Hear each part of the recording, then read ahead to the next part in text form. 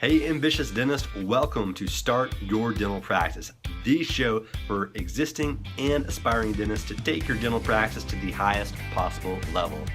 I'm your host, Jonathan Van Horn, CPA and ABV, founder of dentistmetrics.com.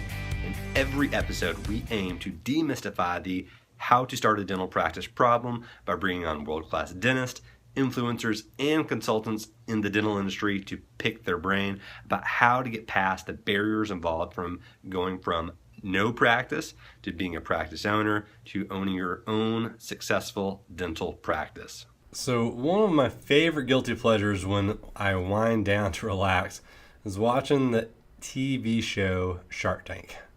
On the show, there's a bunch of entrepreneurs that come on from around the world.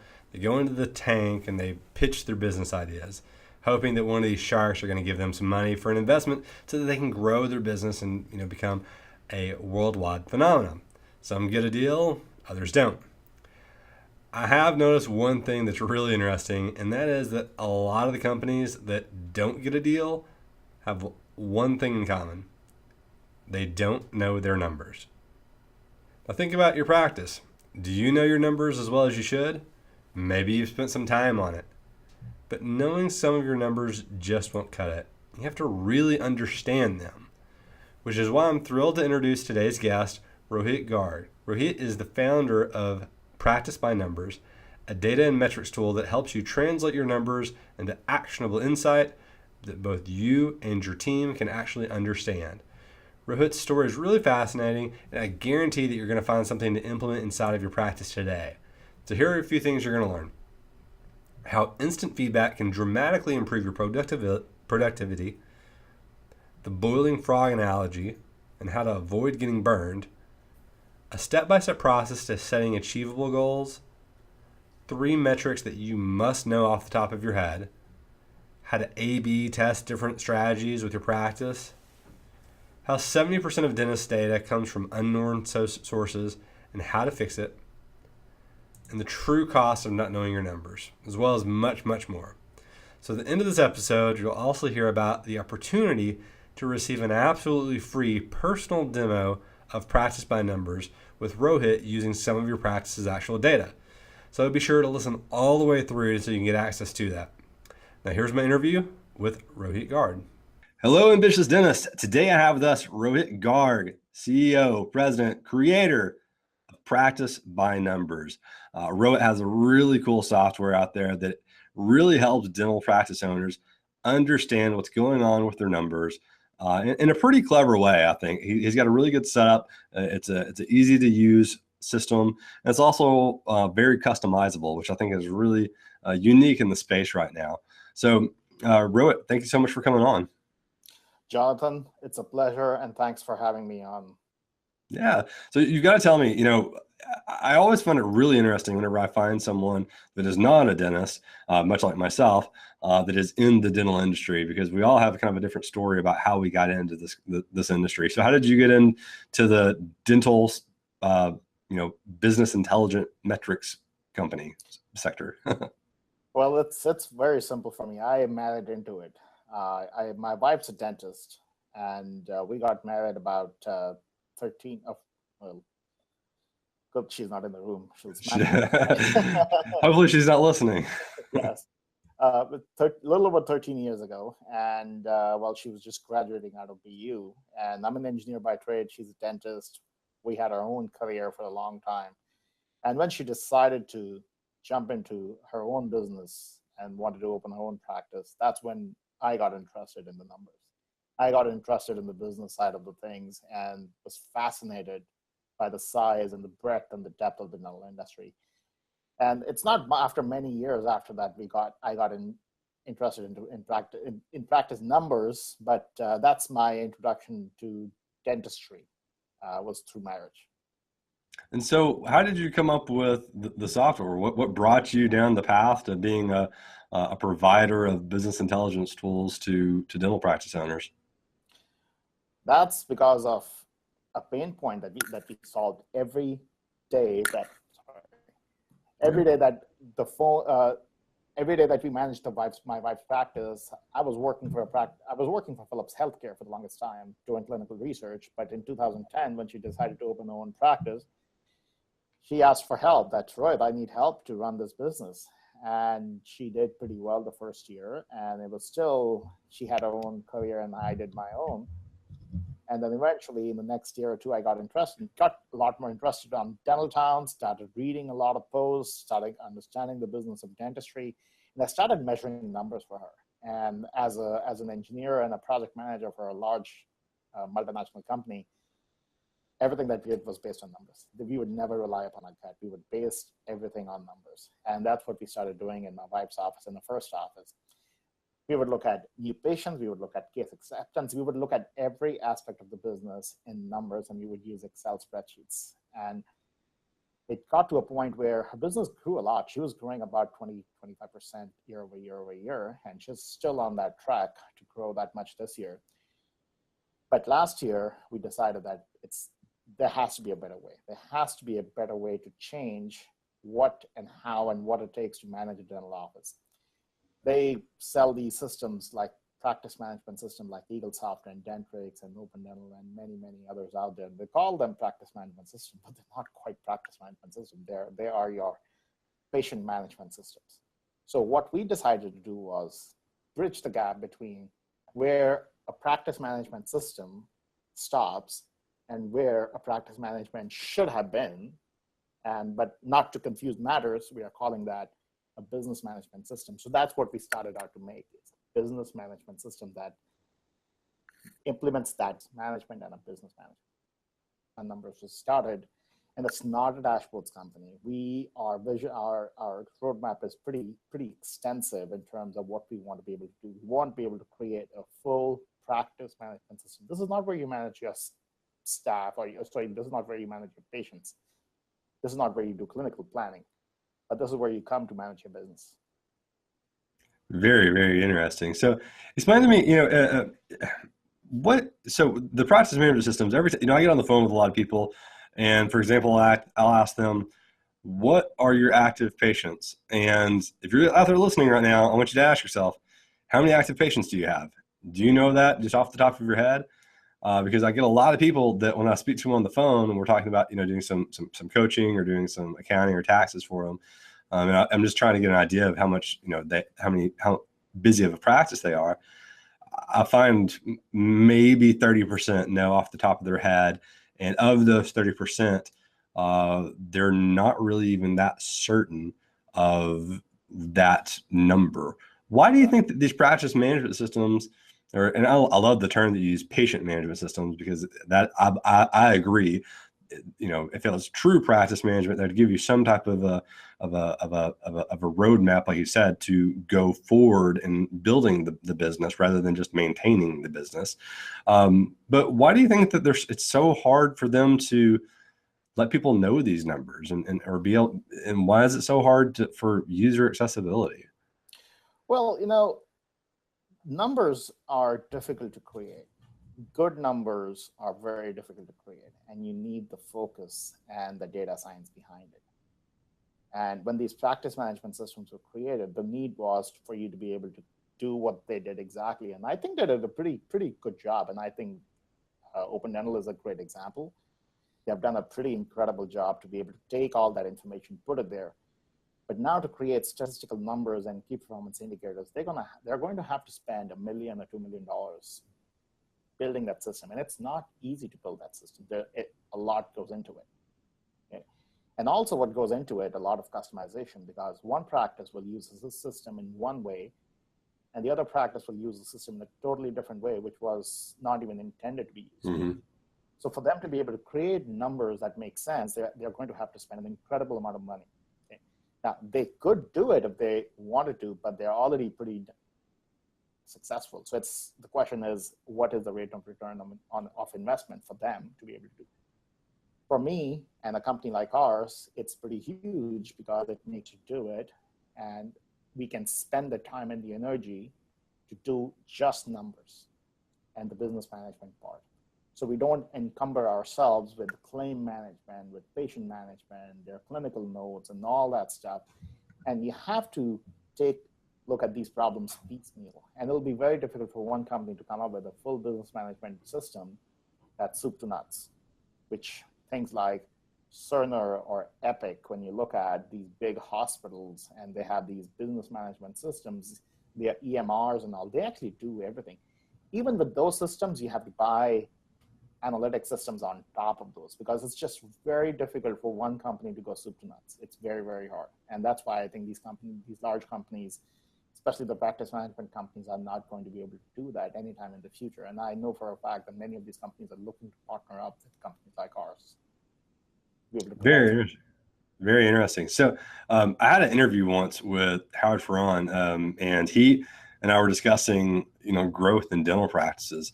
And he said, pretty plainly that it is a rare bird of a dental practice that ever actually grows.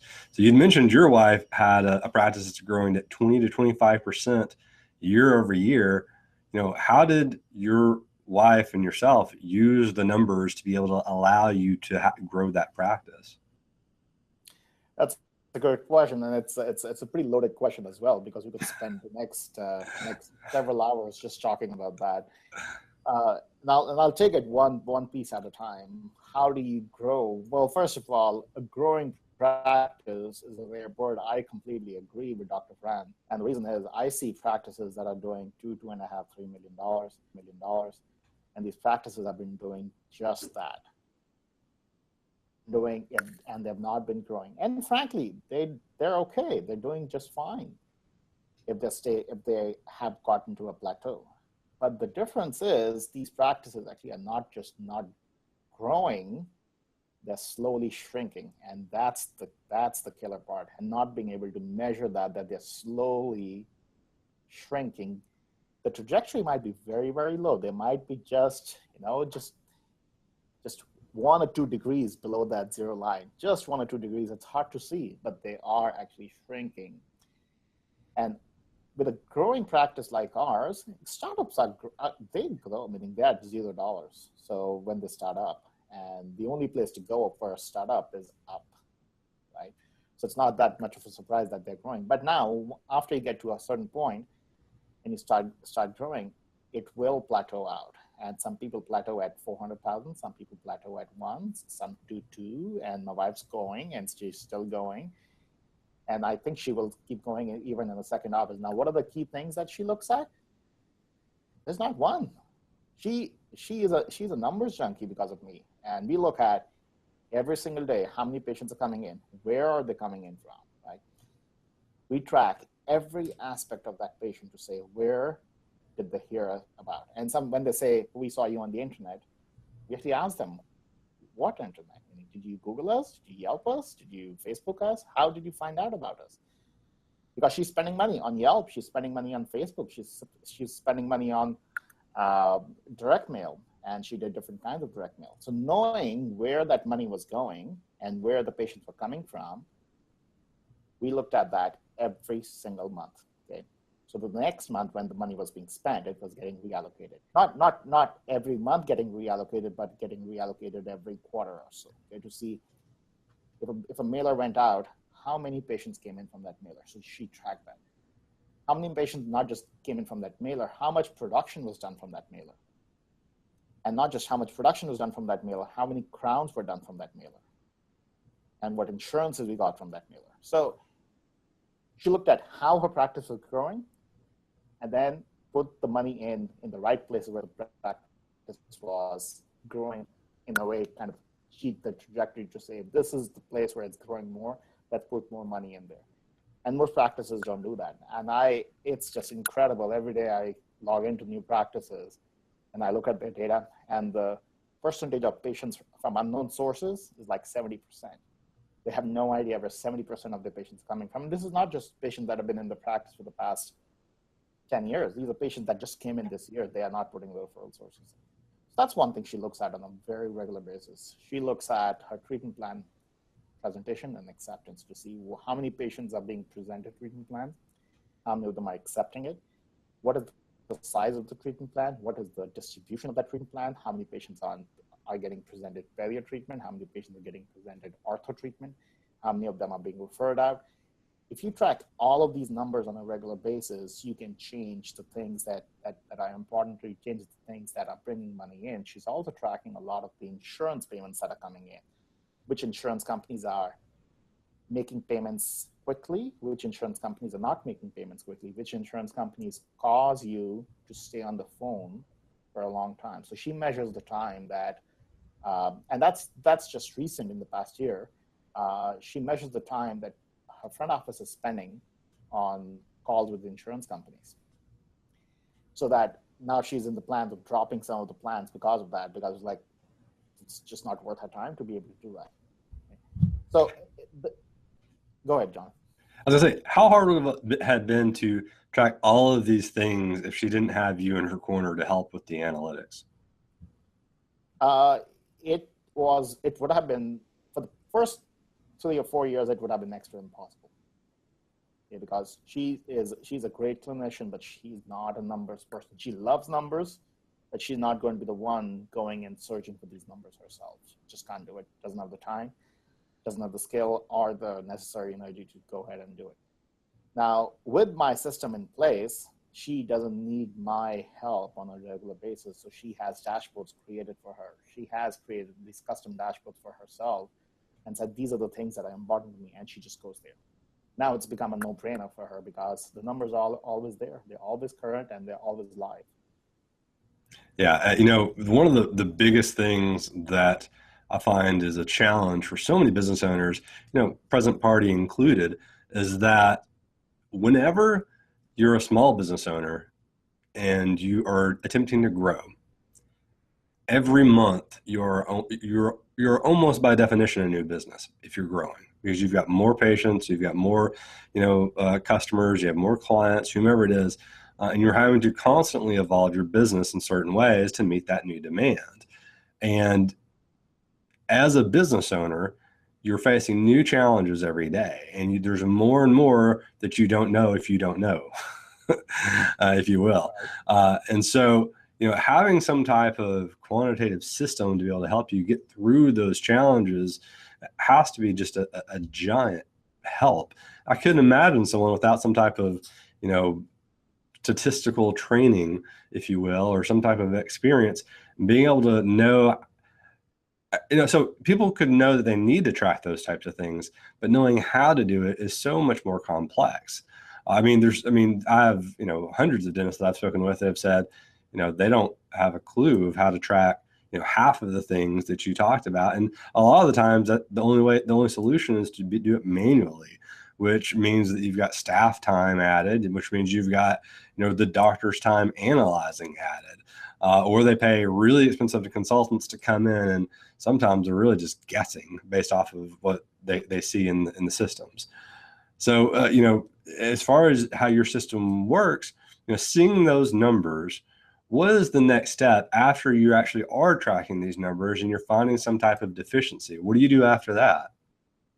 Well, once you have figured out which numbers are interesting for you, which numbers are important, and we help each practice to actually understand and actually focus in to say, these are the numbers that are pretty good and these are the numbers that don't quite make sense, we go ahead and create custom dashboards for them and with custom actions associated with them. And for example, one of the examples would be is they're not entering the referral sources. So let's take that one KPI and enter that, create a custom page for them so that when they log in, they see that KPI right there and create a goal for that KPI. We have over 300, I think over 300 key performance indicators that we can track, and we can create goals for all of them. So the key is to identify the ones that are not right, add them to their custom dashboards, and create goals for them. So many times the doctor didn't even communicate with the front office person to say, this is important for me. The front office does it willy-nilly when they feel like it, when they don't feel like it. Okay? Or when it's convenient. They're busy. I think the front office people are juggling 50 balls at the same time. And they're doing a lot of things. So things do fall through the cracks if the doctor is not communicating with the front office to say, these are the numbers that are important to me. So goal setting, and then being able to see those numbers on a real-time basis. For example, half a day passed by. The office saw 5 new patients. Our dashboard will show what percentage of those 5 new patients have referral sources entered? It's instant feedback. So as the day is passing by, they're looking at that dashboard, maybe every hour or two, they're seeing, oh no, today I only ended 20% of the new patient referral sources. My goal was 100. Let me go back and look at the new patient form and enter that right now. And that kind of an instant feedback mechanism creates a kind of a performance, self-performance and implementation of these numbers by the front office people and the back office people. That doesn't happen when there isn't an instant feedback, because the only time you discuss this is in that once a month meeting, which they forgot about it. Yeah, and I know a lot of consultants out there that will come in and they'll do their best to try and teach a practice how to do things. They'll see a bump in productivity or efficiency or something, and then time goes on, their staff turnover, or the staff takes a long weekend and they forget what they learned the prior couple of weeks, and the practice owner looks back in a year or two and says, hey, we're back where we started. Why is that? Is what the practice owner typically asks. And what I tell a lot of people is because you didn't keep that feedback loop going. You didn't keep that that tracking system. The whole thing about numbers is you have as well as being a CEO of a company, which all small business owners are CEOs of their own little world. And one of the most important words in the abbreviation, or the CEO, is E, the executive, which means to execute. And I feel like that, as a CEO, your job is to execute, track, and then refine. You've got to execute, track, and refine constantly over and over and over again so that you can consistently be improving your practice. And I just find it so often that people just get that part wrong, that they just set things in motion and they just hope that everything's going to be okay. Hey guys, everyone knows that the number one barrier that dentists face today in becoming a fantastic business owner is knowledge. It's one of the reasons you're listening to this podcast, is because you want to learn more about being in business or how to be a better business owner. So this episode is actually sponsored by the Ambitious Dentist Mastermind, where our core focus in this second semester of running this is to become a better business owner. The first semester is over, and everyone that went through honestly can say that they are a better business owner today because of the fact that they went through the course. Well, this semester, we're going to even ramp it up more to where you're going to be able to learn so much more about the ins and outs of being a dental practice owner from a knowledge perspective. And so they say that you are the average of the 5 people you spend the most amount of time with. We're actually upping the amount of people being admitted into this course to 15. So 15 people are going to be able to be inside of this course to be able to become better business owners over the next few months. Now, very important, you have until November the 8th to apply for consideration to being a part of this mastermind group. We're going to be very select on who is actually going to be able to get in. So you have until November the 8th to sign up. If you're interested, just go to dentistmetrics.com/master. That's dentistmetrics.com/master. Or you can text the word AMASTER with no spaces, AMASTER, to 33444 to be able to learn more about what the course entails, as well as to apply, to be able to ask questions to me and be able to go through the interview process to be considered. Again, we're being very selective of who we let in. Not everybody's going to be able to get in, but if you're interested, you have until November the 8th to apply to be considered. And so I urge you to go out and try. If you are a business owner, you're soon to be a business owner, and you feel like you have a knowledge deficiency, this is going to be the course for you, and I urge you to go and sign up today. They don't have any strategy behind actually changing those numbers, and then they can't empirically prove if it's worked or not. Sometimes they'll be, you'll speak to people and they'll say, well, I think that we're doing better. It feels like we're getting more yeses to fluoride or something like that, but they don't really know. So is that what the goal of Practice by Numbers is? Well, yeah, exactly. It's you won't be able to, as you said, first of all, you have to know what you're doing. Second, create goals. and then monitor, right?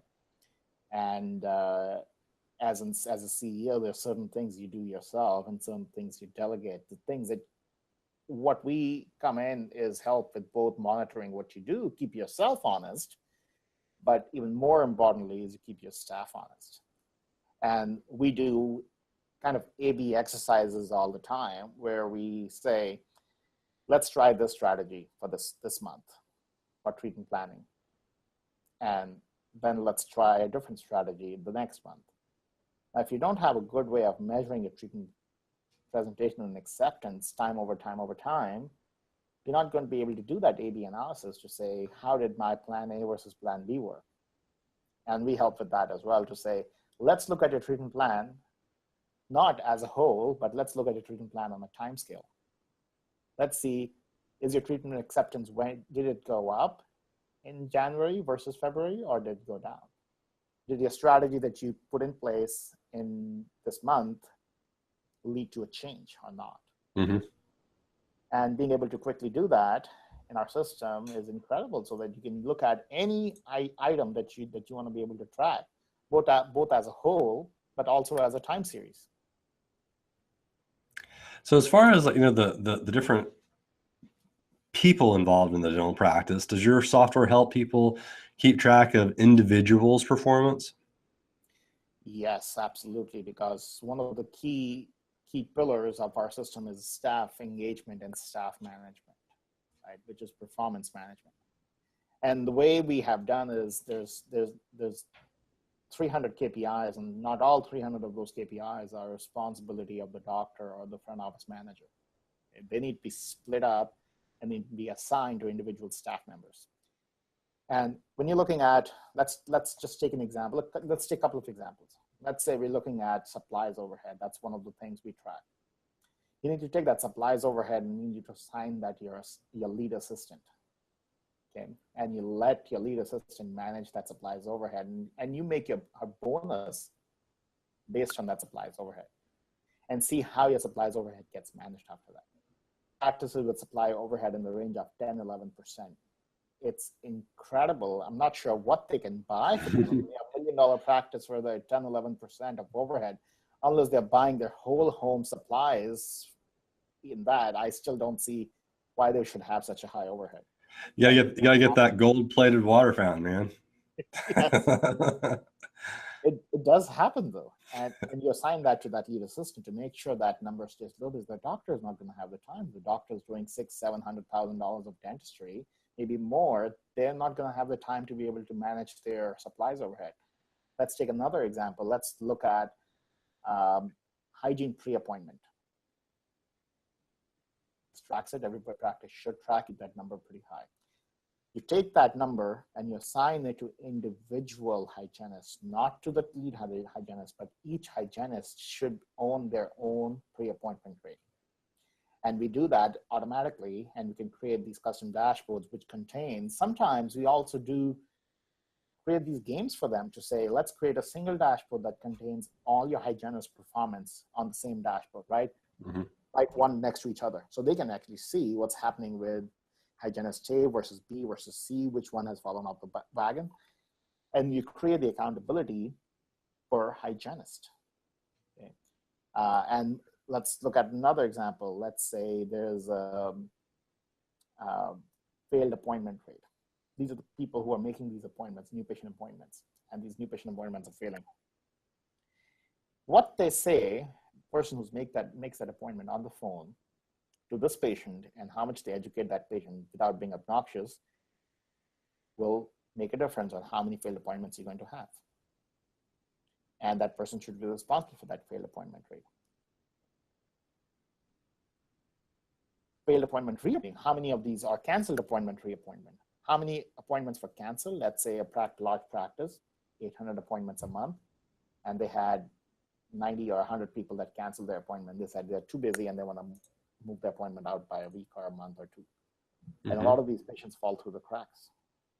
There's a crown, a couple of implants. They said they're busy, they don't have the money, or they want to call back. And you assign this particular KPI to your treatment coordinator so that they can keep track of these patients who had these canceled appointments, and they call them back and reschedule them. Okay? And take that KPI and assign it to that particular person. So yes, you take the office as a whole and you start to spread out those responsibility of your office among different people. And then you attach your bonuses with that. Assign one or two or three KPIs per person, create an office level bonus plan, and the individual person gets that bonus only if the goal and the person met the goal. Is this what you do in your watch practice? Yes, it works very well. So you have an office level goal. How do you get to the point where, so the biggest problem I've had with goals for people in the past is that they make it static. They say that we are going to do $8,000 a day in production, and then 3 years go by and it's still the goal. It's just always 8,000. Right. How does your software help, with making sure that the goal, or what do you recommend people do as far as reevaluating that goal or the goals involved? Do you think it's just one big office goal of just like daily production and that's it, or it should be individualized, like you said? I think a goal should be individualized, and our software forces you to set goals for every year. So we don't just take the goal and replicate them year after year after year. And I think that's a mistake. And the second thing we should look at is how often are you meeting the goal? If you're meeting the goal 5% of the time, it's not the right goal.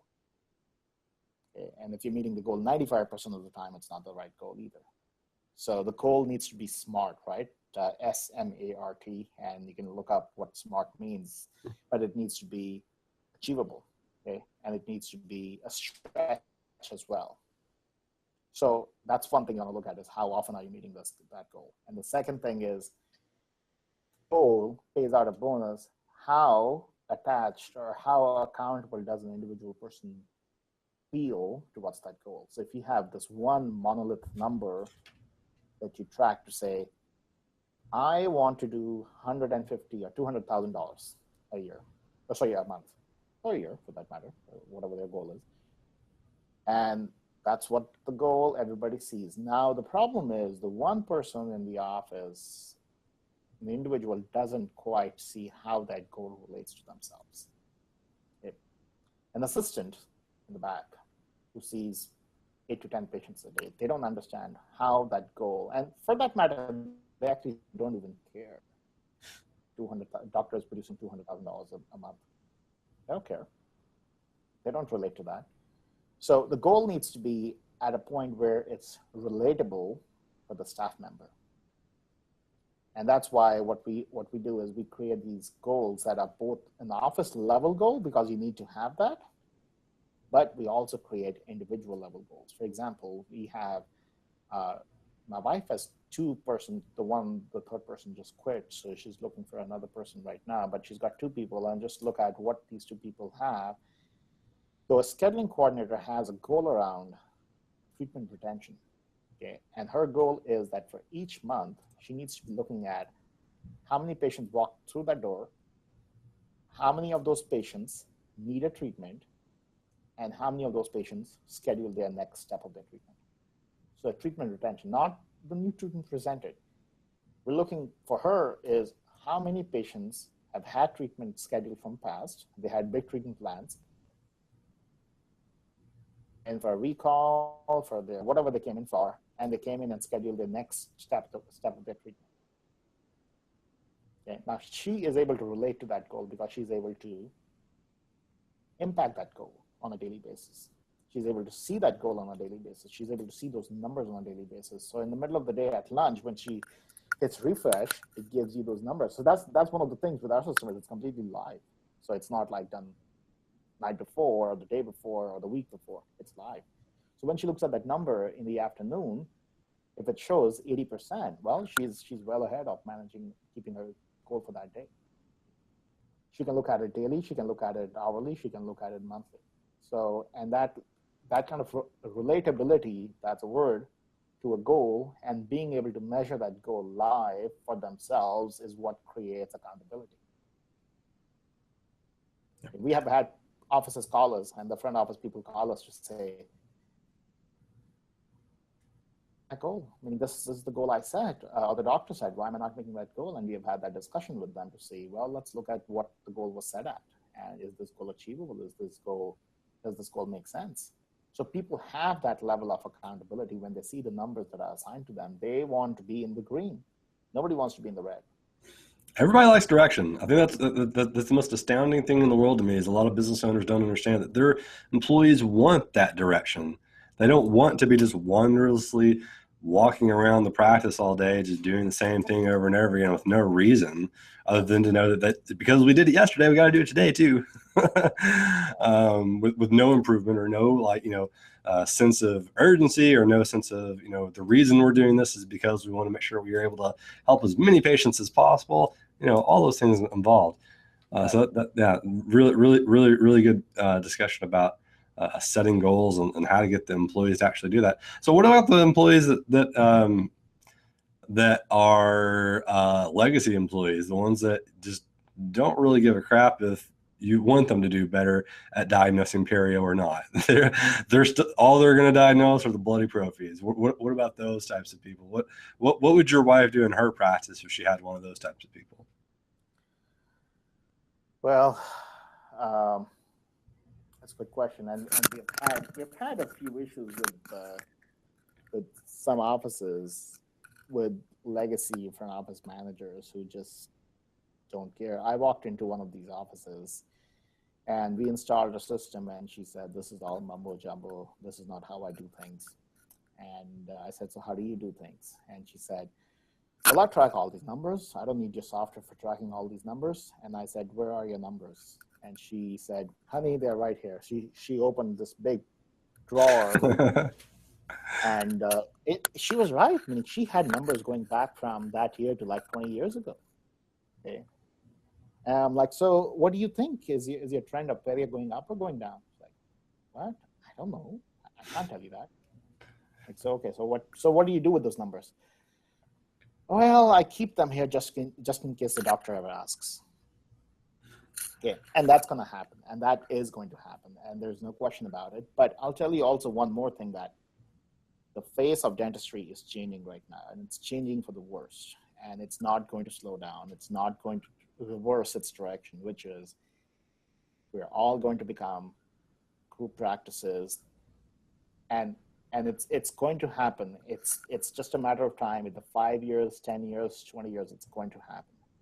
Okay, dentistry will become commoditized. It's already happening. It will become commoditized, and it will get to a point where you're going to have to count your pennies. You're going to have to count your pennies. You're going to have to become efficient. And many of these doctors that don't see it, that don't want to change, either they will retire by that time, or they'll be out of business at that time. And what's going to happen is 80% of the dentists are going to be working for 20% of the other dentists. And the people who get on board will be the ones that will become the 20% of those dentists. And this consolidation is already happening significantly right now. It's happening in Washington. It's happening in other states as well. If we work with all these different group practices, then it's going to continue happening with the private equity money coming in. I know a doctor over here who got offered close to $25 million for his 10 practices. And he's not even doing $25 million because of the private equity money and the revenue potential that they see. So this is going to continue happening.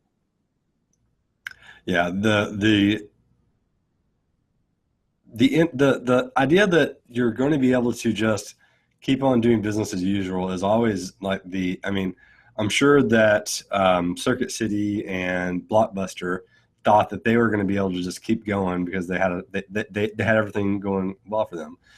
Kodak used to be, well, they're still, they never, they probably never thought that their sales of film, of actual photo film, would ever decline to the point of being non-existent.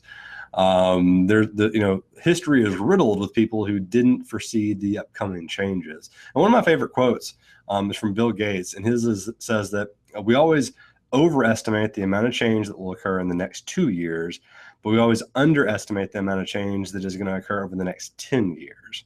Okay. And so I absolutely believe that there's going to be consolidation, and the people that understand the business side of things are going to be doing a lot better than everyone else.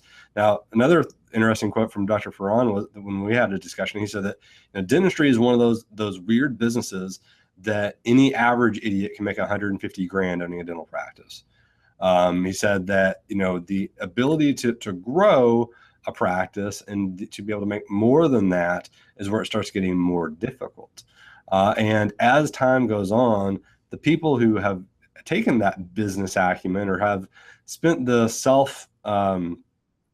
spent the time improving themselves to be a better executive, they're going to be the people that are going to be able to rise into that top 20%, right? They're going to be the people that actually make the changes occur and actually grow and actually be able to make more than 150 grand. If you're one of those people that just, you're stuck at say $700,000 to $800,000 a year and you've been stuck there for 5 years, something's got to change. The person that you are that got you to this point in time is not going to be the person that's going to take you to 1.2 to 1.3 million dollars. You're going to have to do something differently. And I'm sure you're the same as me on this. There are no magic bullets in any business ever. There's never been a magic bullet that has just fixed everything for everybody. So I found a lot of clients that will come in and they've been stuck at that plateau, and the only thing that has changed is the consultant that's been coming in. They'll come in for 2 years, 3 years, 4 years.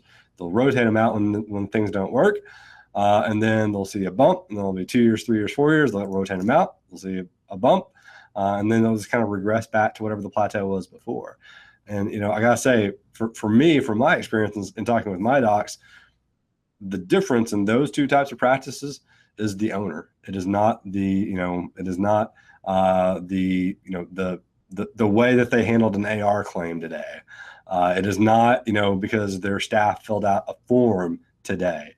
It is that the owner took action. He became an executive, someone who executes, and they've held their employees accountable and led them to that newer height, to that new place.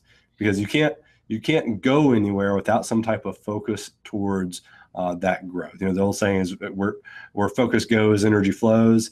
So if you're actually trying to grow, that's great. But if you're one of these people who've been stuck at 800 grand and you're in the back doing the dentistry every day, day in, day out, and at the end of the day, you go home because you want to be with your family because you don't know how to do the other things and you're relying on other people to come in, then that's just a recipe for staying in the same place forever. Am I right? Well, there's another thing to consider is also that whole story, meaning the whole thing about if you put a frog in a boiling pot of water and you slowly boil a frog and it'll die.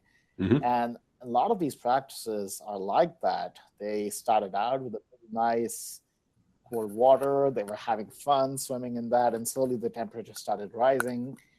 And they are at the brink of their deaths because they're not able to, they don't have any energy left to make the change, to be able to, use all that energy in their legs to jump out of the water. They can't do it. And one of the practices I've seen, it's incredible that you have these $1.5 million practice, single doctor practices with an overhead of around 45-50%. And the owner dentist taking home $700,000. And then I have seen these $3-4 million practices where there are multiple doctors, but there's one practice I'm working with it's a partnership, and either of the doctors are not taking home $500,000. And they have created these behemoths that they think they're doing great because they're doing $3.5-4 million. But actually, they're just spinning their wheels because they're working so hard for so little. If they cut their practices down to half, they'll probably still make the same money if they measure the numbers. And this one particular practice just comes to mind. It's just the same practice that I'm talking about. They have a consultant, they've got 6 hygienists, they have these 2 doctors and an associate, and it seems like they're spinning their wheels. And we did a little bit of analysis. We said, let's create a board for them that compares all the hygienist salaries right next to each other. And we looked at the past 6 months. We looked at hygiene A, B, C, D, E, and we said, let's look at what percentage of production was paid to hygienist A, what percentage of production was paid to hygienist B. And the doctors fell off their chairs. because they saw one hygienist was being paid at 32%, which is expected, which is great. Meaning they're getting paid 1/3 of their production. But then there were others that getting paid at the rate of around 45, 46%. And you can imagine that particular hygienist is not making any money for the doctor. Mm-hmm. Absolutely no money for the doctor.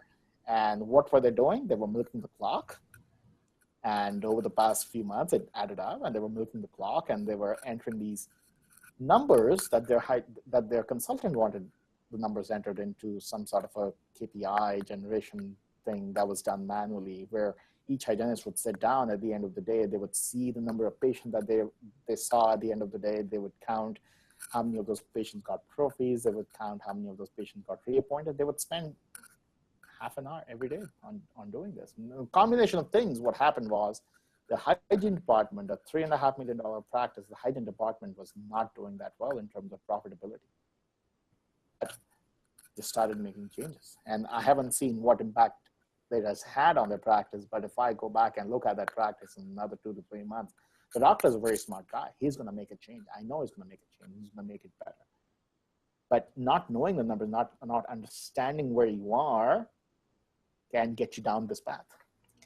You know, filling out a form so that you can hand it up to an upper level of management, you know, that's a form of accountability. Yeah, great, fantastic. But if there's no, you know, corroboration, if there's no, you know, proof of data being that is an accurate number, then it's almost worthless at that point. It's just a waste of time. I mean, if you think about it, what if you have two choices? You have a hygienist that is going to take 30 minutes to fill out a form to give to somebody else and get paid for it. Or you have a hygienist that's going to take 30 minutes to make 15 phone calls to get more appointments on the schedule. Which of those two is, for, you know, most people, is going to be a better use of time? And here's the worst part, Jonathan. Here's the worst part. Many of the consultants are telling the doctors that the fact that they're doing this work makes them own their information more, makes them own their numbers more. And I said, absolutely not. Absolutely not. Because creating busy work doesn't create ownership or accountability. It just creates busy work. Absolutely. Well, I've really appreciated the time you spent with me. We've had a great discussion about, you know, not just how your software helps practices, but just some really good information about goal setting, holding people accountable, executing, and then refining over time, and setting achievable goals. So if anyone ever wants to reach out and, you know, kind of follow up with questions or anything like that, what's a good way for them to be able to get in contact with you? The best way to do it is go to www.practicenumbers.com. That's practice numbers with an S.com. Fantastic. Well, guys, I urge you to reach out to Rohit and say thank you for coming on the podcast today to share all the information that he's shared today. He's got a wealth of business acumen behind those glasses of his. He's really fun to talk to about the business side of things, and he really understands it on a much deeper level than a lot of people that I speak with in this industry. So he's a great resource to the community and the industry. And so, guys, reach out, say thank you. Just like I'm doing right now. So again, thank you so much for coming on today. Well, thank you, Jonathan. It was fun talking with you as well. Absolutely. All right. Have a good day. A very special thanks to Rohit for sharing some really great insight on why your metrics matter.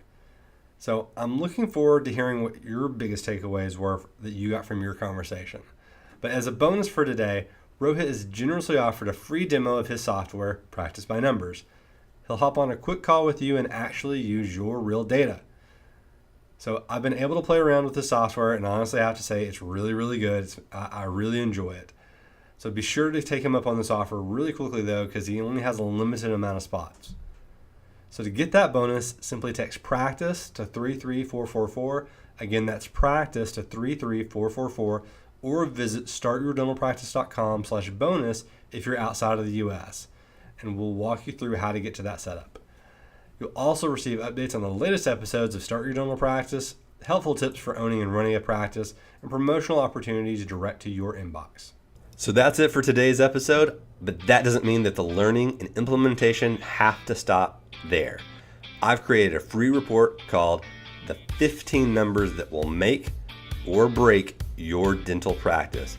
This report has been downloaded over 1,000 times by dental professionals. So if you want your free copy of this report that's going to outline what the most important numbers are in any dental practice, and it also includes how to look at your numbers, how to set goals, has a whole slew of really important information that is the culmination of all of my experience as a dental CPA, then just go to startyourdentalpractice.com/free gift. That is startyourdentalpractice.com/free gift. And so that's it for today, Ambitious Dentist. Again, I'm Jonathan Van Horn, CPA and ABV. I'll see you next week with another world-class practice owner or consultant that will help you start your very own dental practice. Thank you guys so much for being a part of the Start Your Dental Practice community. If you enjoyed today's episode, please do me a favor and go to startyourdentalpractice.com/iTunes to leave your honest feedback and review on iTunes. It's going to help me create a better experience, a better show, a better podcast for you, the ambitious dentist. Your feedback really does help, regardless if you like the show today or not. If you didn't like the show, let me know, because it's going to help me create a better show and podcast for you. Lastly, if you know of anybody that would benefit from today's episode and today's content, today's guest, please feel free to share with them on social media or through email.